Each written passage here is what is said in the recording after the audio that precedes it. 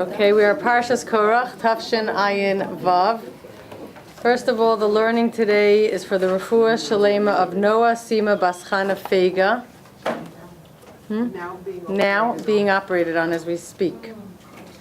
And we are going to start with Birchas HaTorah. We spoke last week in our class about the idea that when we make Birchas HaTorah, it forces us, if we have some kavana, to appreciate, to be aware that the Torah we're about to learn is not ours. In other words, we don't come to the Torah and use it to find excuses and defenses and rationalizations in it for our own purposes. We are now entering into a different zone. This is Hashem's Torah that is overflowing to us, that will guide us and help us and enlighten us and explain to us how we're supposed to succeed in our lives here. But unless we appreciate that it's Hashem's Torah, we just misuse it.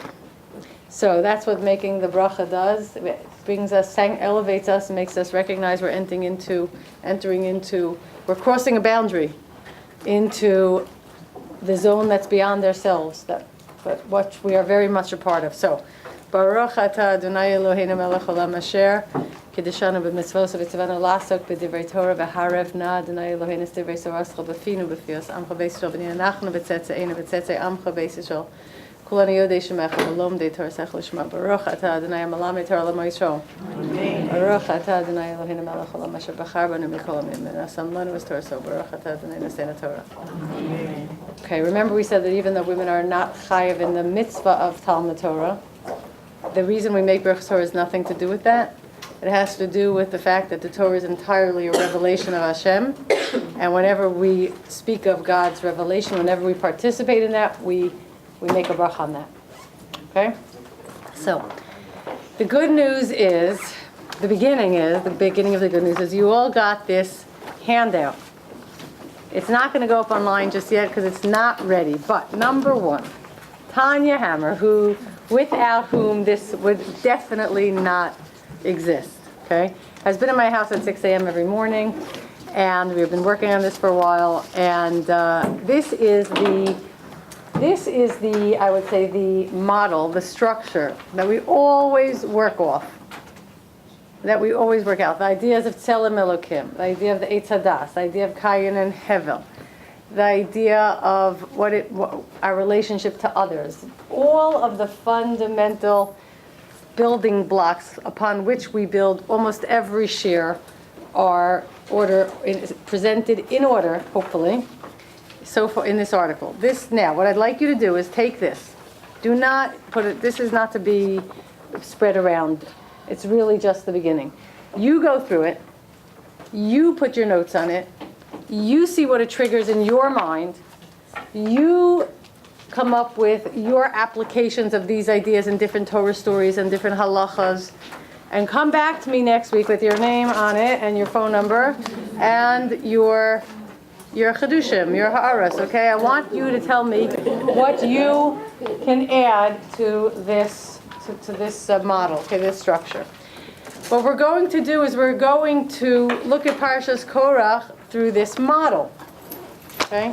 So let's just, without reading the whole 8 pages, let's focus in on one part of it that we've been speaking about a lot lately. And that is what the warnings and, of course, the consequences of the big, pretty much the only sin that mankind really ever commits, because once we commit this sin, everything else just is inevitable, one way or the other. What is the big sin? What is the one job of mankind? And you know how it's described in the beginning. What's this mother of all sins? Eating from the Eitz Hadas. And what is eating from the Eitz Hadas? And what does that mean? Allowing ourselves to believe that we should trust our own desires, our own impulses, our own point of view, our own reactions, our own judgments, trusting that we have enough information and are strong enough and smart enough to judge everything on our terms, blind ourselves completely to any truth beyond ourselves and any truth that comes from outside ourselves, the truth that we're part of, and allow ourselves to believe that when we surrender to our own interests and our own points of view and our own passions and our own preferences and our own experiences that make us feel good, that's freeing, that's living, that's being alive. Although at the very same time we're completely blind to real truth. And so it's not life at all, it's chorban, as opposed to chibur, connection to what is beyond ourselves. One mashal is the following, and this will sign, this is in here, with the Eitz Hadas. We're told, eat from the Eitz, there's an Eitz HaChaim, eat from that tree and eat from all the trees, just don't eat from the Eitz Hadas, which means, Eitz Chaim, there's a tree of life in here, right? We talked about that. Because we know what real life is, and we can nourish ourselves with it. And after we eat from the Eitz HaChaim, we are free, the Zohar says, to eat from the Eitz Hadas, but not in the reverse order. In other words, once we open our minds to be and allow ourselves to be taught the truth, which we have the Torah to teach us, and all the mitzvahs, then that arranges our mind and sorts things out for us so that we know what's emes and what's sheker, what's true and what's falsity in this world. Then we recruit our subjectivity, our God-given creative instincts, where we partner with God, because God is concealed, right? Hashem has concealed himself. We partner with Hashem. We take the God-given creative instincts that Hashem has invested in us, and we apply them to the truths that we know. And we add our particular touch. We put our mark on anything we touch in this world. And when we put our mark on anything we involve ourselves with in this world, on any effort we make, we sign that product that we've produced with two signatures, my own and God's together. We sign it. It's the joint work of God and man. So here's a mashal. What do you think, everyone, what would you prefer? Somebody walking into a chemistry lab who happens to have prepared themselves and has a PhD in chemistry and knows all the various chemicals on the shelf and knows their qualities and knows what they do, what they don't do, and then using, based on the facts, based on knowledge, based on truths that are learned or revealed, not assumptions or fantasies, but truths that are learnable and discoverable, then that chemist goes ahead and decides, using their own creative abilities, to combine chemicals, either to, well, one chemist will make a perfume, and one chemist will make a cure for cancer, and one chemist will make some new, synthetic material. There's lots of room for creativity after we have knowledge. The warning is, don't first operate based on your assumptions, based on your interests, based on your urges, based on your needs, based on your coping mechanism, based on your particular situation, and turn those conclusions that you make into truths. You do not want someone who never studied chemistry at all to walk into a lab and just say, I'm going to put this together with this under this amount of heat for this amount of time, and no, we want creativity after knowledge, not before or instead of knowledge. Does this make sense? We eat from the Eitz HaChaim first, and then we eat from the Eitz Hadas. Obviously, we're supposed to be subjective, just not before we have real life, not before we're connected to real life. But what do? We like it the other way around. We first let ourselves go with our fantasies. Later, when they're self-destructive and we're a mess, we say, now, well, actually, maybe now I should read the instructions. Okay? So, when we allow ourselves to do this, that's the sin of all sins, because living in a fantasy world means that we will misinterpret everything. make excuses for everything, do whatever we want, and who's generally the biggest victim of this belief system? The self, because the self is disconnected from, first and foremost, completely disconnected from the capacity to know truth, Torah, Hashem. Disconnected. Second of all, this obviously disconnects them from, if I live in a world of my own making, reality, and it disconnects us very much from others. Because everyone else now, instead of being co-partners with me and with God in creation, all of us putting our mark on some other aspect of existence, I, alone, in my own world of my own fantasies, finds myself suddenly disintegrating, degenerating into a person who is afraid because I'm all alone. I'm not part of anything. I've refused to acknowledge that because it puts demands on me. So I've disconnected. I'm not part of anything. It's the way I see things. I don't have the comfort of knowing I am part of something much bigger than myself. I'm part of a Kadosh Baruch Hu, right? I don't have that comfort. I feel alone, and everybody else around me, I devalue, remember this, and I use them either as an instrument to secure some sort of permanence for myself, or if they refuse to be such an instrument, I view them as a threat. Now we get into Korach. Okay? Now, why is a person so afraid? Let's just stop one more thing. Why does closing our eyes to the truth and seeing things subjectively, good and bad, why does that make us so afraid and so alone? Why does that Because you've stopped yourself from believing in Hashem. First of all, trusting. so we have to go back to one step that we didn't elucidate clearly enough today. We mentioned it last week. Rav Yasher Ber, it's in here. We have a little dilemma about how to view Hashem and others.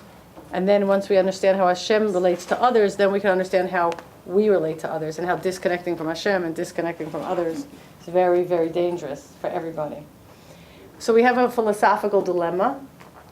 If we view the world, the Bria, as something that Hashem created, that's outside himself, that he, or she, there's no gender, sustains, then you have a problem, a major problem. You have Hashem and the world. Two problems. A, Hashem is not the world. Hashem is outside the world. So you have Hashem being limited, and that's not possible because Hashem is everything. Ein Sof, without limit. Infinite. Ein Od Milvado. There's nothing but Hashem. So how do you have Hashem and then a world? And if Hashem has created a world, and Hashem has to sustain the world because he created the world, then Hashem must do for others. Actually, it forces Hashem. It compels Hashem. It obligates God. No? God is somehow subservient to the world. He owes the world something, correct? And we don't like to think like that either. You can't think like that. So how do you solve the problem? So the Mikubalim, Jewish philosophy, explains a different picture. And Rav Yasher Ber explains this, and there's a new sefer about Rav Yasher Ber's explanations of the Rambam. This all comes from the Rambam, and like I said, it's quoted in here. He explains the following. It can't be that Hashem is outside the world and obligated to the world. We say, Olam Chesed Yibaned. This whole thing is an expression of Chesed. Well, what is that? Hashem, when we say, Rambam says, when we say Ein Od Milvado, there's nothing but Hashem. Okay? What are we? So he explains. Doesn't mean we don't exist. It means we have a separate existence, but not entirely separate, being that our existence is dependent on Hashem. Whereas Hashem's existence is not dependent on anybody or anything. So in that way, Ein Od Milvado, in that Hashem's existence is entirely independent, whereas ours is dependent. What's the model for that? HaKadosh Baruch Hu doesn't create a world outside himself. Rather, Hashem's Bria is viewed as an expansion of HaKadosh Baruch Hu's powers and everythingness to include creation within himself. We have a perfect model for this. What's that? A fetus in a womb. The mother contracts in a way to make a space for the fetus and expands, so to speak, to allow for the existence of a child who is separate but not entirely separate, part of, sustained by, embraced by, cared for by the mother. Imagine a mother pregnant with 1 trillion children. We are all inclusive in HaKadosh Baruch Hu. Hashem is not outside the Bria. We are all part of the expansion, so to speak, of Hashem. And there's infinite expansion. Hashem is not limited. So the entire Bria and all humanity are part of, and yet granted, the freedom to experience a separateness. The uterine wall, separates the child from the mother. We have that virtually in our minds. We experience a separateness. At the same time, like the umbilical cord, there's a flow that constantly sustains us. Hashem's creation was not an act of doing for others at all. Hashem's creation was self-expansion. This directly affects how we view our chesed to others. Directly. We are not meant to view our chesed as in the category of ethics and morals, doing for others. The more we understand Hashem's Bria, the more we realize that true chesed is self-expansion that others benefit from. For example, when you have a Beethoven, and music is swirling in his head, it's whole symphonies. It's almost not suppressible. It is technically suppressible, but there's a choice not to suppress it. And so he starts playing and writing the music and writing the symphonies and playing, and right? So the people that benefit from this, okay, that are affected by the overflow, right? Who are they? Did Beethoven write this music for others? No. This is an overflow, an expansion that involves and catches all others up in it, and everyone benefits from it. Kabbalistically, the term for the overflow of HaKadosh Baruch Hu that all gain from and are included in is called Shefa. But understanding this helps us understand that disconnecting from Hashem, is a fantasy. And if we disconnect ourselves from this concept, then if we don't view ourselves as part of this inclusive whole, we certainly don't view anyone else as part of it. So then the whole model changes.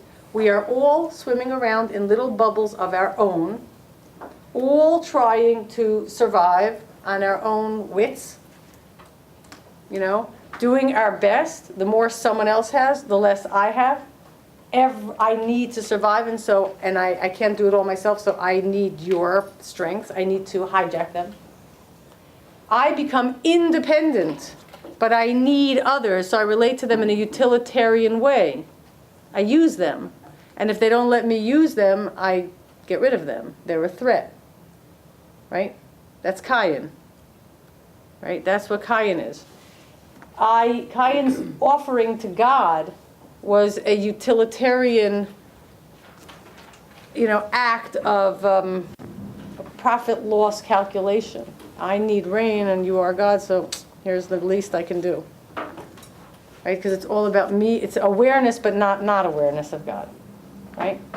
It's the free will against. It's the free will is. It's a good question. Where does free will come in? Can anyone answer where free will comes in here? Under what circumstances, and only under those circumstances, do we actually have free will? To do the act. When do we have free will and when do we have no free will? Based on eating from the tree, what we're talking about. When we choose to make our will make Hashem's will our will. If we can disconnect ourselves from Hashem, we are very alone, very afraid, with no one to know, kind of say, but relying on our own abilities to sustain ourselves. That's fear. That's desperation. That's anxiety. That leads a person to do all kinds of things to make sure that they can survive. There's no choice in any of it. It's like an animal. Rambam says like an animal, living by instinct. What do I need to survive? Because I'm all alone and everyone else is a threat. And don't forget that when that person disconnects themselves entirely from God, they are left alone, but they still have within them what we always talk about, the Tselem Elokim, that the knowledge, I'm a creator. I'm meant to contribute something. I'm meant to be like God, permanent, to matter, to make my mark and sign something here in creation with my own signature. But God's out of the picture. So that need to be permanent, to matter, to create something, in total disconnection from God, what do I do with it? What do I do with that need to A, survive, and B, do something that matters, and B, not be destroyed? By the way, the two forces that drive disconnected man is fear and desire. Desire to do something, to express myself my way, because I'm a creator, and fear because I'm all alone. Fear and desire. That leads people to operate on a profit-loss calculation with everyone else, and it leads them to do all kinds of terrible things to other people and to themselves, simply out of fear and need. And none of that is free choice. There's no free choice in any of it. Does this make sense? When people are panicking, they do what they think they got to do. There's no free choice in any of it. The only time free choice operates is when we are not disconnected, like the chemist who knows what all the chemicals are. That's when free choice operates, when I know truth, and then I can choose how to add my touch to it. Other than that, there's no choice at all happening. But taking that leap of you having knowledge and using it, assuming that there's going to be a good outcome, but when the outcome is Okay. a disaster, Javi's then asking a good fear. point. We have knowledge and we try to implement it in our own way, hoping that the outcome will be good, but maybe the outcome will be bad. So we have a dictum about this. Nobody knows everything. As long as a person truly tries their best to be objective, and here we're getting into Korach. As long as a person truly tries their best to make their decisions based on objective truths that the Torah teaches us, okay, and they really try not to be nogea b'davar, have personal agendas, and they try really to be l'shem shamayim, okay, and they do the best they can, okay, and then other factors come into play that they can't control or predict, and things don't go the way they wanted. They did the best they can, period. They did what they're supposed to do. You can't control everything. But what you can control, and this is the sin, this is the avoidance of the sin. What you can control is the determination to be objective, to see truth beyond the self, not to believe our wishful thinking because it feels good and we prefer it. Now, this is super important because although we find characters like Korach and like Doeg, forget about the Hamans of the world, I'm talking about Talmidei Chachamim who knew more than everyone and knew more Torah than the entire generation, okay? When we find characters like that, who know everything, they, so to speak, and they represent themselves as acting entirely objective for the sake of God and the community. Okay? But really, in truth, they're representing only their own self-interest, and they're entirely disconnected from God and the community.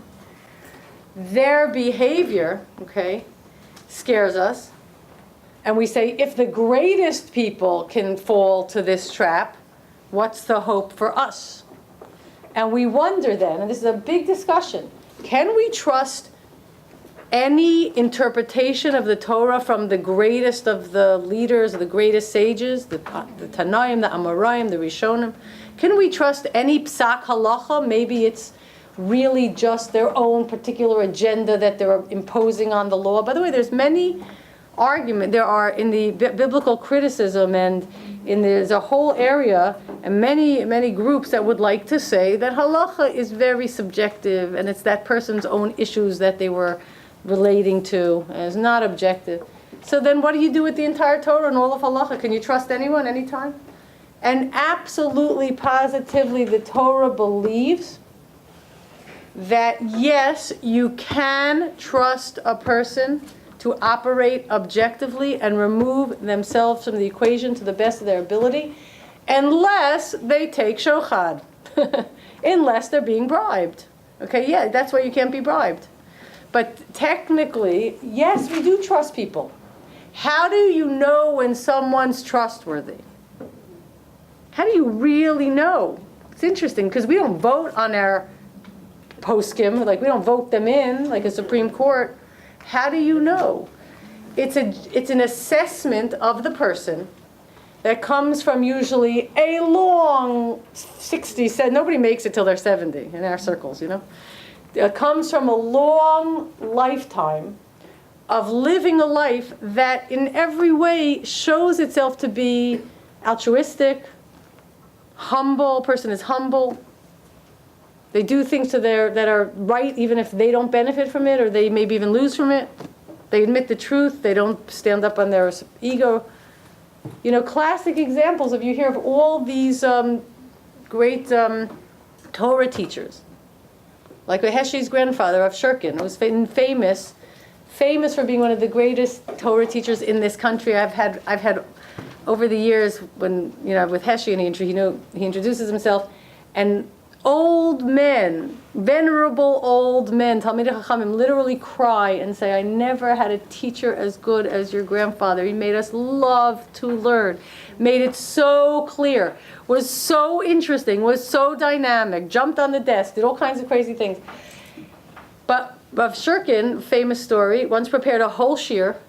And by the way, my mother-in-law told me that she saw her father, when he would be teaching 9th grade, 10th grade, prepare a shiur that he had taught 100 times already, going carefully over it to 3 o'clock in the morning to make sure he got it right.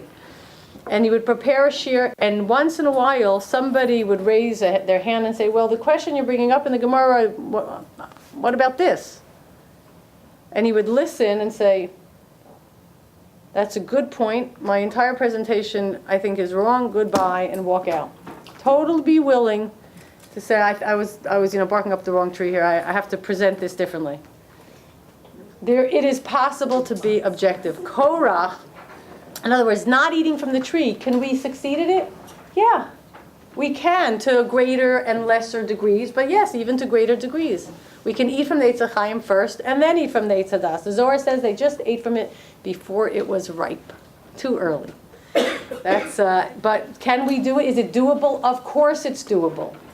How can you tell when somebody has or is in the process of doing this? It's very interesting. By Kayin and Hevel, Kayin is the one who disconnected and entered into a narcissistic world of utilitarian relationships, instrumentalize God. And then when he saw Hevel have a real relationship with God, be completely self-effacing, this was the ultimate threat. So it says, Naflu panav, his face fell. And then many times in that story, go back and look at it, it refers to the face. Why have your face fallen? Pick up your face. So Moshe Shapiro says that you can see, a person can feel, in a sense, how they're doing. When they are connecting to Hashem beyond them, when they're willing, like Moshe Rabbeinu, to be very aware and negate the self somewhat, not entirely, to Hashem, because it has to be a self, a creator, right? You can't totally give up any self, any personal responsibility to do something of your own. Moshe's face was beaming. This is a hadras panim. The opposite is boshet panim, humiliation. Can't pick up your face, darkness of the face. Embarrassment, busha, exactly, from being in your own world and not seeing anything besides yourself. There's a darkening, a spiritual darkening of the face.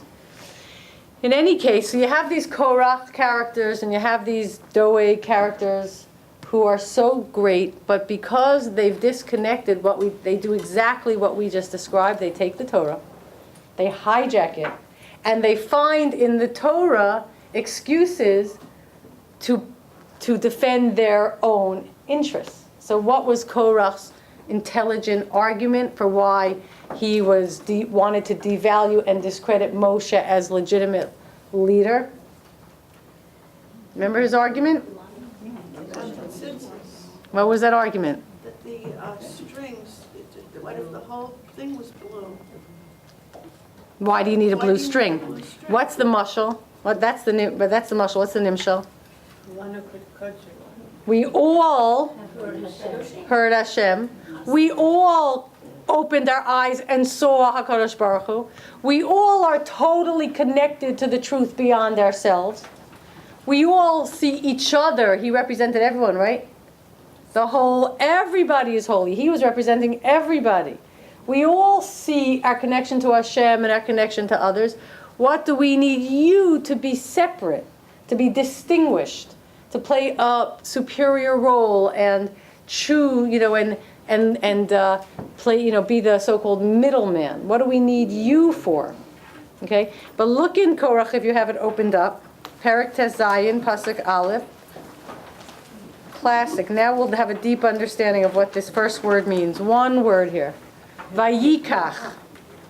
Vayikach Korach ben Yitzhar ben Kahas ben Levi V'dasan v'aviram b'nei Eliyav V'on ben Peles b'nei Ruvain. What's missing?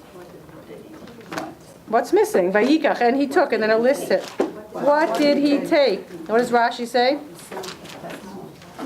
What does Rashi say? Look in the Rashi. Oh, and I have to say something before we leave. Don't remind me about last week's parsha. He took himself out. Huh? He separated himself. Separated himself. Who did he take? Himself. Lakach es atzmo. He took his own self. Okay? Where did he take himself to? Litzad echad, to a separate side. Lios nechlach mitoch ha'eda la'orer alakun. That's exactly what we're talking about. To divide himself, to separate himself from everybody else into his own little world and create this argument which he pretended was an altruistic argument. In other words, this is the classic case of, let's say, you're eating from the Eitz Hadas. Everyone knows what Korach wanted. He wanted power. You're eating from the Eitz Hadas, but you pretend and you claim that you're eating from the Eitz HaChaim. Right? That's what we all can do. It's so easy to do that. Right? It's Shabbos. We get gorgeous clothes and set up a gorgeous meal with the new recipes and invite our friends and are so impressive and have such a great time. And it's all a kavod Shabbos, but it's really not. Because we forget to bench. We don't bench with any kavanah. We don't say divrei Torah. Maybe we do.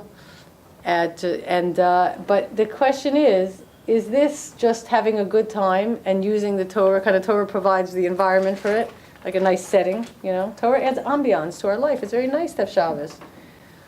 Or is this in any way l'shem shamayim? Or is this entirely self-gratifying experience? My grandfather used to say when we had Shabbos, Sudas Shabbos, he said, so you just had a Sudas mitzvah. Tell me, what did you enjoy, the Suda or the mitzvah?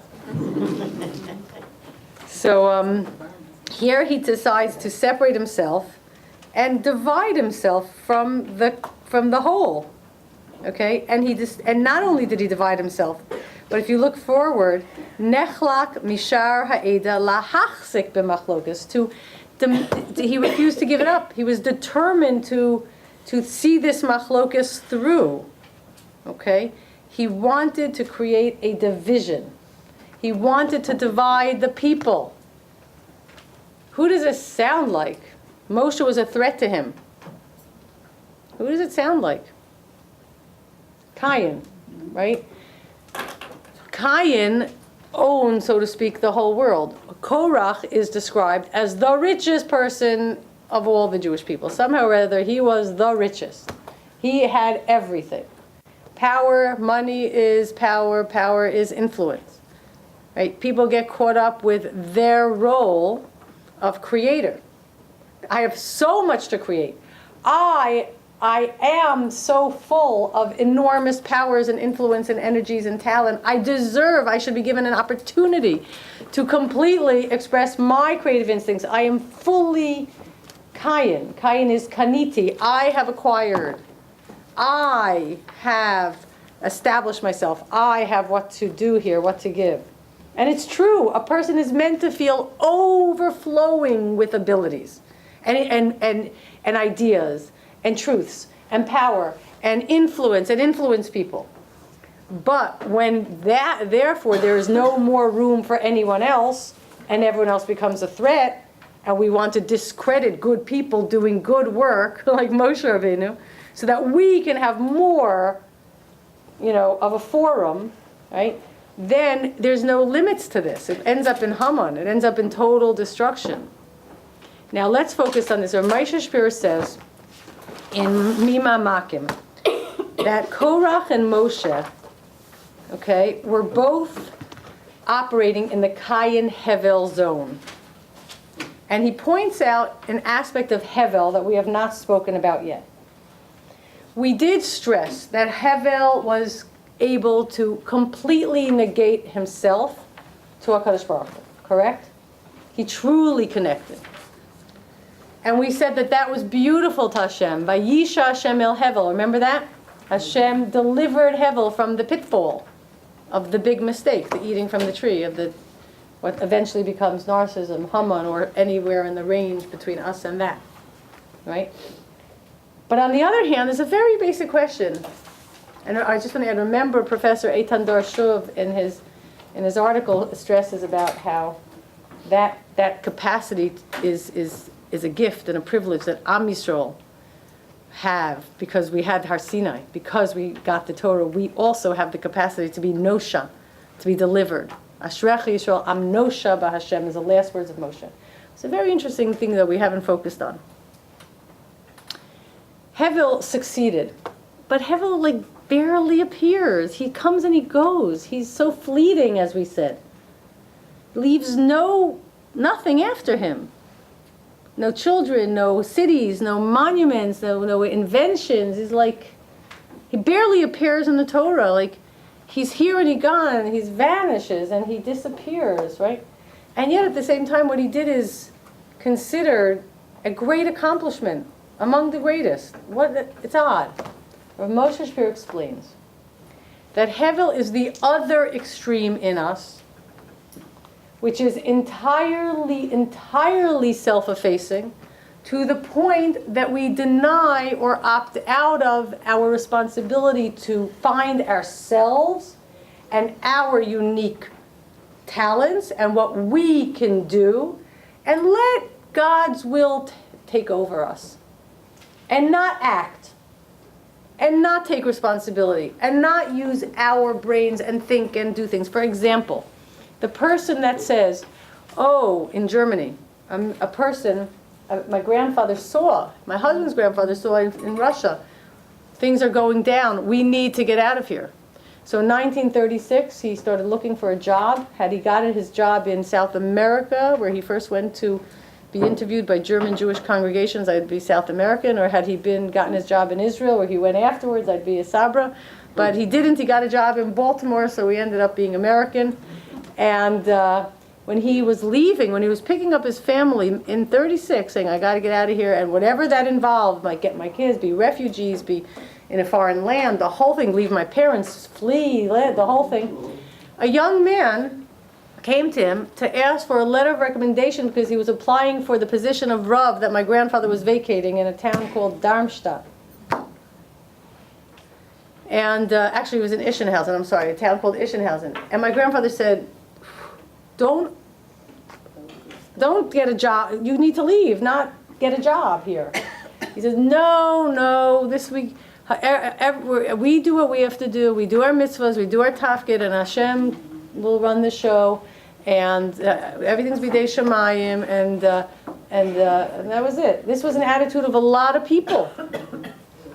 Is it a right or wrong attitude? Let's be honest. That's too much. Not taking responsibility in this world. Sometimes the other extreme is Hevel. It says, V'hevi Hevel gam hu. He also brought an offering. Now his offering was much more superior. But why did he do it? Because Kayin did it. There was no Hevel who did a creative act that was generated by Hevel's sense of self. This is what Moshe Shapiro says.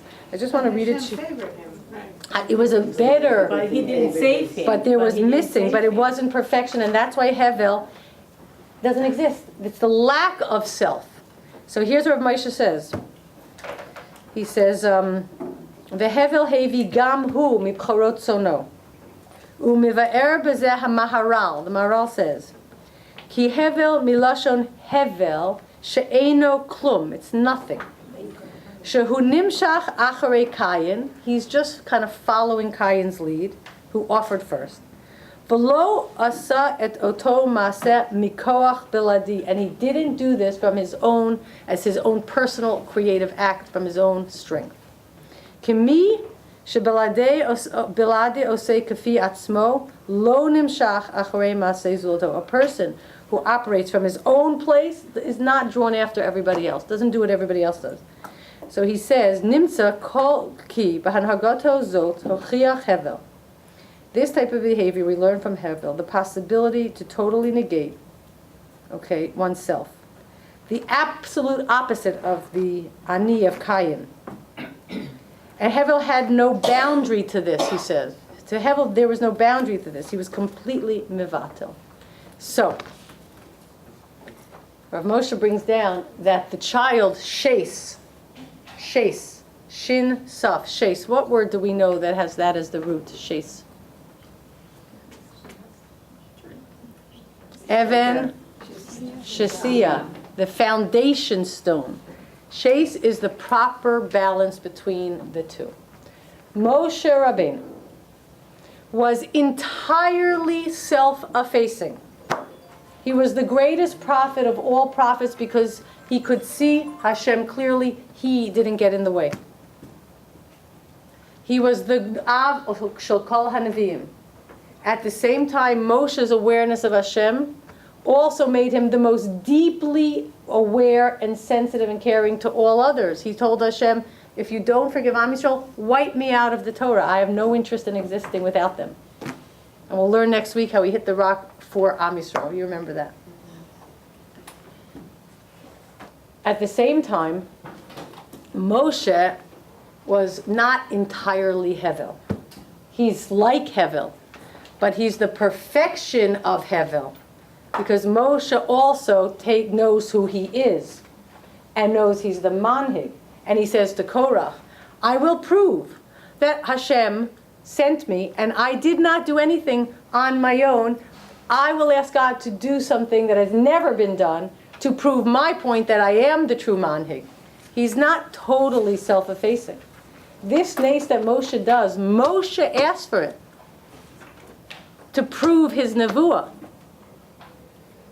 Never, ever, ever does Moshe do a thing like this, except under this circumstance when he's facing Kayin, who's pretending he's Hevel. That's Korach. Kayin, who entirely, Korach, who entirely has his own power as his agenda, who's operating and pretending that he's completely self-negating to God on behalf of others, on behalf of, Hashem himself. Is that why Hevel wasn't saved? Hevel wasn't saved? When we say that Hevel wasn't saved, what we're saying is this. Then we'll wrap up, and you could go into the Parsha, read the Rashis, you'll see this going on. Hevel being killed by Kayin, let's analyze what that means for a minute. Hevel is the version of Kayin is the version of ourselves that we give birth to when we allow ourselves to disconnect from Hashem, from others, and enter into fantasy land of our own making, okay, based on our own passions. Refusal to see beyond themselves. We give birth to Kayin, okay? The greatest threat to the self, the unboundaried and unlimited self-expansion of man, as seen in the Korachs and the Doegs of the world, and the Hamans and the Hitlers. Haman min Torah minayin. Where is Haman alluded to in the Torah? The endless self-expansion to the exclusion and destruction of all others. Hamin ha'es. So you see that now, right? The inability, it's me on my terms, on the way I see things, and everyone else is an instrument or destroyable, period. Okay? That's what we give birth to. That's the spectrum. On the other hand, that part of us, there's also a part of us, there's a brother. There is also a part of the human being, but it's very amorphous and it easily gets squashed. And that is the part of us that still is capable of breaking out of the Kayin mode